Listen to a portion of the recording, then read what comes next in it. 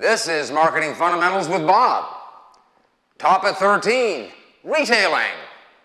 So, to define the terms, retailing were all the activities directly related to the sale of goods and services to the ultimate consumer for personal, non-business use. So, in getting to the terms, let's see exactly what we do to define retail operations. First question, is there ownership? Like, for instance, we have independent retailers like Ivy's Pet Store, something like that. In the grocery business, you're considered an independent if you have 10 or fewer outlets. That's the AC Nielsen company does that. So Nielsen says 11 or more outlets, you're a chain. Otherwise, like Barnes, 10 or fewer, you're an independent. So then we have the chain stores, multiple units under the same ownership. So Publix and the supermarkets, Sears, department store, mass merchandiser. Just exactly what is Sears anyhow? Very interesting looking at department stores and the positioning of them. Very interesting. Walmart totally has the low end of the market. Then they have the high-end department stores. Target has taken the middle. Where is the place for Sears and JCPenney? There may not be one in the middle because Target's got it. At the low end, Kmart, where's Kmart? That's a division of Sears now. There's no place for them either because Walmart has that totally too. So it'll be interesting to see how that one works out. Then we have a possibility of a franchise. We'll get to that in a moment, talk about that. But independent, owner-operated business that's licensed by a larger support organization, H&R Block, Subway, and all. Then in other ways of developing a definition of what the service is, we have the level of service you've got. It goes from very personal service to no service at all, kind of corresponding with prestige pricing and bare bones low pricing. And then, of course, you get your product assortment. That's your breadth and depth. So let's have a look at some of these some of these retail operations we have, different types of them. And we have, of course, the department store, Dillard's, large stores organized into many separate departments, many of which are, in effect, limited line stores, specialty stores, and they would be competitors to such outlets in the mall. So the ladies' shoe section at Dillard's is going head-to-head against some specialty store in the mall that's selling ladies' shoes as well. Which brings us to a specialty store, Foot Locker, maybe a high-end store for exotic children's clothing, fine wines, gourmet foods, something like that. Supermarkets, you know what they are, Winn-Dixie. Large, departmentalized, self-service retailer that specializes in food and some non-food items. They also, as I noted in topic 12, they employ scrambled merchandising, non-traditional goods such as cards, household gadgets, and patio accessories. Now here's a really interesting thing on the strategy on scrambled merchandising in types of stores. At the grocery stores like Winn-Dixie, they're doing scrambled merchandising with the idea of selling items at a high margin for convenience, one-stop shopping. So I need a little can opener. I'm into Winn-Dixie and there's on the peg a can opener. I can probably go down to Walmart and get it cheaper, but I'm here right now at Winn-Dixie. I don't need to make a separate trip all the way down to Walmart. So for the sake of the convenience, I'll take it off the peg and I'll pay the extra money for it. That's totally different than what happens in the drugstores, Walgreens. They get the pharmacy-related items and lots of scrambled merchandising, but there, and oh, I cherry pick Walgreens. I just cherry pick them for $1 a bottle for the 64-ounce V8. They've got the cans of cashews and trail mix, buy one get one free, stuff like that. They're selling the non-traditional stuff super cheap because what they want to do is build the traffic. They want to get you in the store because what they're looking for at the drugstores is they want to get your high-end prescription business. So the strategy is totally different in scrambled merchandising in those two kinds of outlets. We then have the convenience stores, the Circle K's, limited lines, high turnover, high margin. Same thing here, convenient location, fast service. Yeah, I can buy the milk cheaper at the grocery store, but it's so easy, just get in, get out, get it done. Discount stores, got a whole bunch of them. You got the full line discount store, AKA mass merchandiser, the Walmarts, the Kmarts. Moderate to low prices, less atmosphere and service than a department store, high volume, high turnover. Supercenter, I think all the Walmarts are supercenters now as the grocery store. Then you got the category superstore, AKA a specialty discount store, Toys R Us, Sports Authority, Best Buy. Single to very limited lines, low prices, high turnover, more or less self-service. Now, it's interesting watching CNBC. They talk about these category superstores as being category killers because ostensibly, you get those guys in there, they just destroy the profit potential for any other retailers in their category. Nonsense. What they do maybe, I'll say this. Yeah, you can't go head-to-head on them on price. No, but you're not trying to. You play the niche. This is what you're trying to do. So let's just say, for instance, you need a hot water heater. When do you decide you need a hot water heater? Are you thinking about it for a while, or what you'll do when you get a hot water heater? Probably not. One day the hot water heater is gone, you need a hot water heater. A couple of years back, I get in the morning shower, I notice the water is kind of tepid. It was the original hot water heater that came with the house. This thing was like 22 years old. I knew it's time. So what do I do? Where am I going to go to get a hot water heater? Well, I can go right down the road there, right, a couple miles away. I can go to Lowe's and Home Depot. I can do that on a Friday morning. When does it get installed? Saturday if I'm lucky, maybe Monday, Tuesday. Monday, Tuesday I'm back in class. I guess I could, a hot water heater, I could call my plumber. I guess my plumber could install a hot water heater.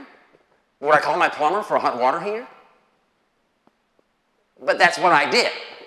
I called Smith's Plumbing, the late Smith's Plumbing. 8 o'clock in the morning. Hi, this is Bob Kimball. I need some help. I need a hot water heater. They were out to the house, had it installed. They were gone by 10. It's done. For the run that afternoon, I get a nice hot shower. Did it cost me more? Yeah, not that much more. Was it worth it? You bet. So there's the point. And looking at the category killers, all we're saying is you can take your product, adding service, convenience, and immediate action, something that's worth paying for, yeah, you can still make it go there. We got then the warehouse membership clubs. That's like Sam's, fairly limited assortment sold in bulk to members only. Off-price retailers, Big Lots, the late Big Lots, I know they just closed down there on 9 Mile Road. They'll buy up manufacturers' overruns and unsold end-of-season merchandise. Factory outlet stores, I'm not sure they're off-price terribly. I've been to a very few of them, but they didn't seem too off-price. But the manufacturers such as Nike, Liz Claiborne dispose of their own irregulars and out-of-season merchandise. So in the factory outlet, therefore, is vertical integration. So then let's consider the non-store retailing. On this, we got vending, automatic vending. Have you ever seen a Pepsi machine? Direct retailing, now make sure you know the difference between direct retailing and direct marketing. Direct retailing, I'm going face-to-face. You would have, say, door-to-door selling would be face-to-face. Think about this. You get done with college, you're out, you're graduated, and you're asking, your family's asking you questions and talking about what kind of job did you get, and you tell them, I'm selling vacuum cleaners door-to-door. What's your family going to think? What's the family friends going to say? They'll be, you think they'll be pretty embarrassed. Maybe think twice. I was talking to someone up in Chicago recently from Electrolux. He's been out of college 2 years. He had been selling in the field for a couple of years and, of course, moves up to first-level sales management. Now, here's interesting what they do at Electrolux. They don't go to the big cities. They don't go to the suburbs. They go to small towns. They go to the small towns where we have traditional families, where a lot more stay-at-home moms, and then the dad is the one who makes the living. But here's, in middle-class neighborhoods like this, Bubba, he's got his big old truck. Mama, she's got to have a nice vacuum cleaner. So they go to the Peorias and the Definiak Springs of the world. They get in on Sunday night. They kind of get the lay of the land, try to make some contacts, who's who, get some place where people socialize and get together. Go out into a neighborhood, talk to someone, then maybe talk to their next door neighbor and all this. And basically network it, essentially, is how they network it. He says to me, the average earnings for the first-year sales reps at Electrolux is $36,000 in year one. In year two, $60,000. This guy is 2 years out of college.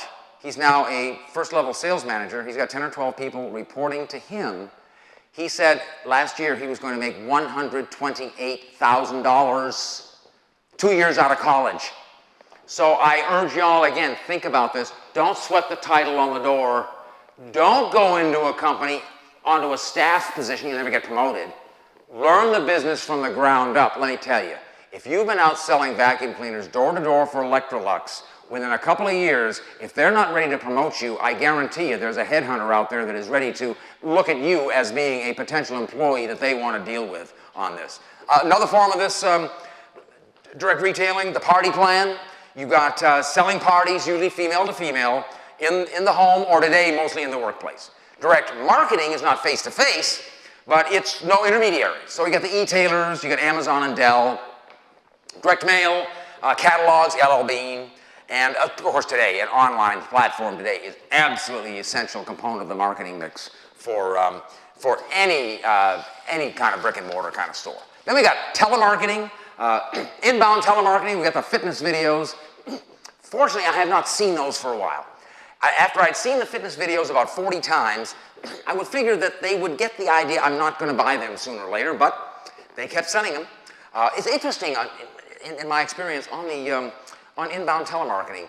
I was getting about nearing the big 5-0, I'm getting to the point of saying, yeah, I can't just run anymore. I'm gonna have to start to work the upper body and all this stuff like this. And so I'd see some ads on TV for the SoloFlex machine, one of those little multi-station machines you sit in a room and you can work on the weights on it and all. And so maybe I need to get me a SoloFlex machine. So I talked to one of the guys on the baseball team here, and I said, what about the SoloFlex machine? What do you know about the SoloFlex? He says, gee, I don't know, but go see the people down at Fitness Master on Davis. They can straighten you out.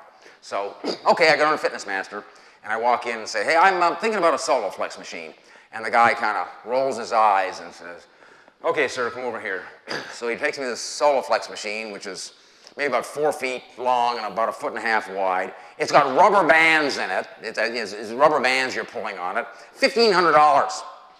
Then he takes me over to the big kahuna that he's got, which takes up the entire bedroom. And it's got 3 different stations on it. And it's cables and real weights, by the way. That's what you got to use, cables and real weights, not rubber bands and all this. It's $1,200. And he says to me, the only reason we have the SoloFlex machine here is people see it and they ask about it, so we have one in here so they can see what it is and see how the regular machine is so much a better deal.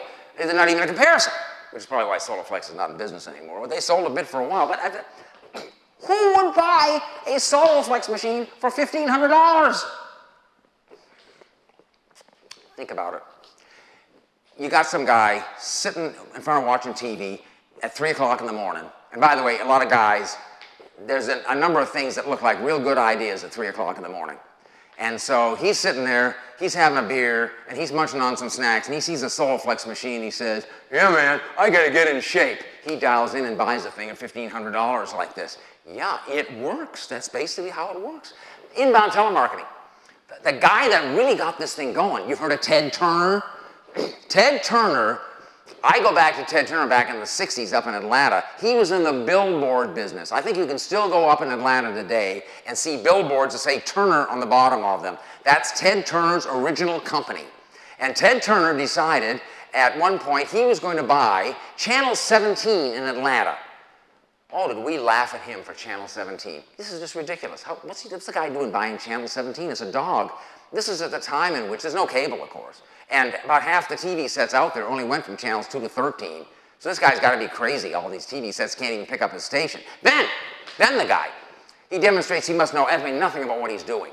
Because everybody knows that television signs on at 6 o'clock in the morning with the national anthem. Then they program all day. At 11 o'clock at night in the Eastern time zone, they do the late local news, and at 12 o'clock they do the national anthem and sign off. So TV is not on between midnight and 6 a.m. Everybody knows that. You see where this is going, don't you? What Ted Turner did is he goes on and he runs Channel 17 24 hours a day. Another very interesting thing, you may have noticed this on TBS and TNT, no live talent. Everything's on tape. He's running this whole thing on tape, quote unquote, yes, but it's on tape. So he's running this with some Georgia Tech interns that are just playing the stuff here. He knows better at that point than to even try to go out and sell positions on the spots. So he does inbound telemarketing. 1-800-257-1234. He's selling everything from party rings to cleaning items to hula hoops to all sorts of stuff like this. Here again, Ted Turner, he's got this idea that no one else is doing it. No, then the other thing he did. Everybody knows that the news comes on for 30 minutes every evening. That's it, that's the news. Even the McNeil-Lehrer report was 30 minutes every evening. He decides, oh, I'm going to come up with a cable station that does news 24/7. What do you call it? CNN, yeah, right. Folks, the theme should be pretty consistent by now. When anybody says, this is the only place the market is, there's no place for this, it's yours. Fix out and get it. Infomercials, you see how it goes? That's the inbound telemarketing, same thing. Let's take a look at franchising here. This is an interesting thing to think about here, too. As we noted in the intro, independent owner-operator licensed by a larger support organization. So you got product and trade name franchising. That's a physical product manufactured by the franchisor, General Motors, Snapper, or an exclusive territory for the franchisee to manufacture and or distribute, the beverage companies. Then you have the business format franchising, a service or a product-service combination, H&R Block, Subway, Merry Maids, offering an established, recognized name and expertise purchasing economies of scale. So, say I want to open up a submarine shop. I can open up Bob's Sub. Yeah, but you're driving down the interstate and you see Bob's Sub Shop. You're not likely to pull over, but see Subway, you'll pull over. It's a recognized brand name. Also, when you got a Subway franchise, you're getting the economies of scale from the napkins to the buns are all getting cheaper prices. So it's something that's recognized, something worthwhile that gets you there. Think about this as job opportunities. Services for at-home baby boomers. Put a name on it. We got Merry Maids. We got that thing. How about some stay-at-home services for the baby boomers? Don't want to go to retirement home. A franchise business with a recognized name. That one's going to fly sooner or later. And in marketing, as we say, in marketing, in generally, the first step, of course, is in developing a retail strategy is define the target market. Then we have the 6 P's of retailing. And the 6 P's of retailing are the 4 P's plus presentation and personnel. Your product, that's your product breadth and width. Your question, are you going to have private labels? Going to have family brands? Figure that out. Supermarkets do, Home Depot does. Promo, opportunity there to enhance your partnership with your up-channel partners through co-op advertising, mass media, Sunday ads, and all this. Here's another interesting thing like this on promo and opportunity you might have working for a small company. The company I used to work with in college directory publishing, back when telephone books for universities were in a paper format, they would have meetings, a training meeting in Philadelphia.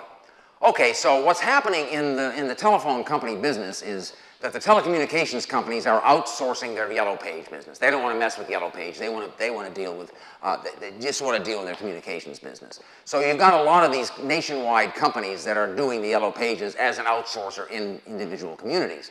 So what do you think? For potential employees, you think they might be interested in getting someone who's been selling Yellow Pages ads and college phone books over the summer? I think they'd be very interested. What would they do? They gave them about 10 minutes on the program.